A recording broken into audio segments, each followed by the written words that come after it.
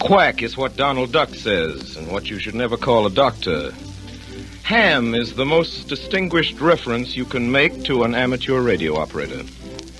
But there are two kinds of hams, and smile when you call a radio actor a ham. Say ham to Mrs. Dorothy Hall, however, and she'll just smile. I'd like to make this quite clear before I go on. When you say radio ham to me, it is either dramatic criticism or fighting words, depending on how big you are.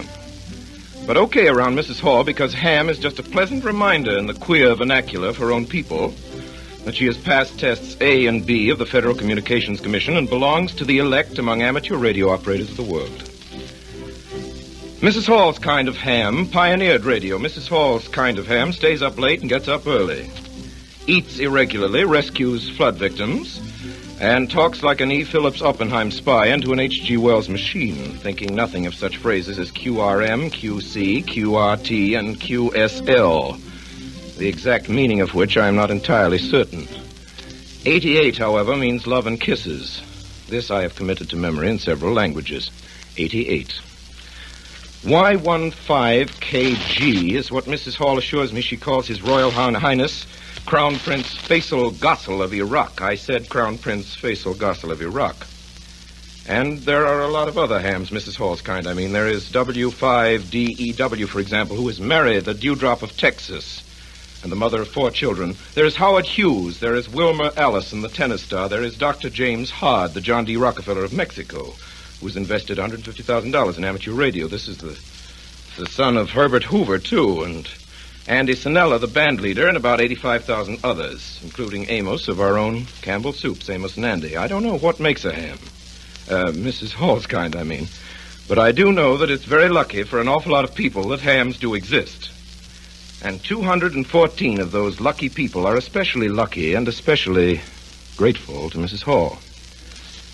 They are the 214 great-grandchildren and great-great-grandchildren and great-great-great-grandchildren of the crew of the HMS Bounty. Remember the headlines? Pitcairn Islanders face starvation, Bounty survivors isolated by typhoid rumor, Queen's woman rallies British to aid survivors, radio amateur acts to save starving inhabitants. Well, that was only last summer, and only last summer it was that the rumors of a dangerous epidemic forced the little island into a tragic quarantine that threatened to erase all life from Pitcairn.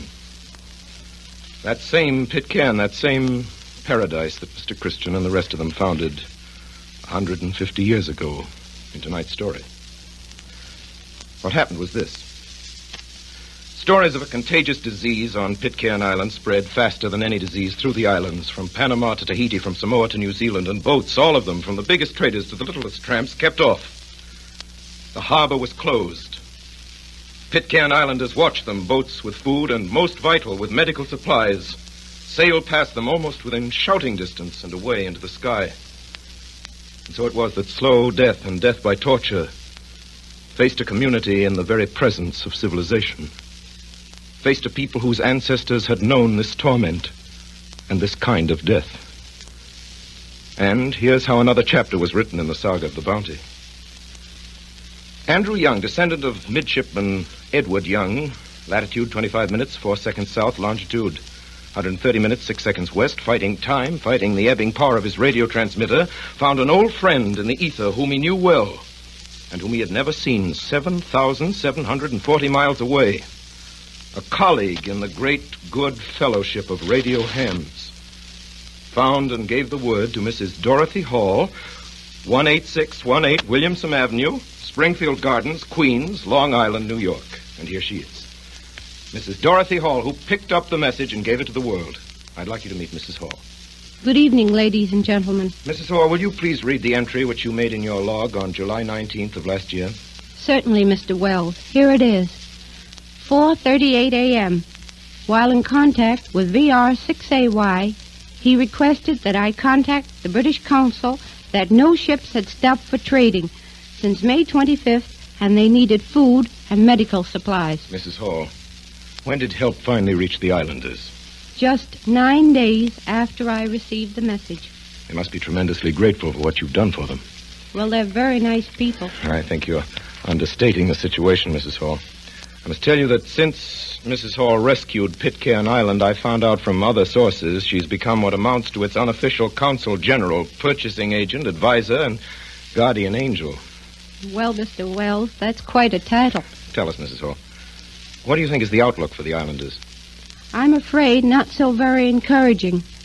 They are entirely cut off from regular professional medical attention, whereas they recovered from this epidemic, which incidentally has never been diagnosed. It is more than possible, particularly with the threat of cholera, that someday a ship will pull into the harbor and find no one alive. Mrs. Hall, certainly something should be done about this. The people at Pitcairn Island need a doctor. They need someone to tell them what they've got when they're sick and someone to cure them when they've got it.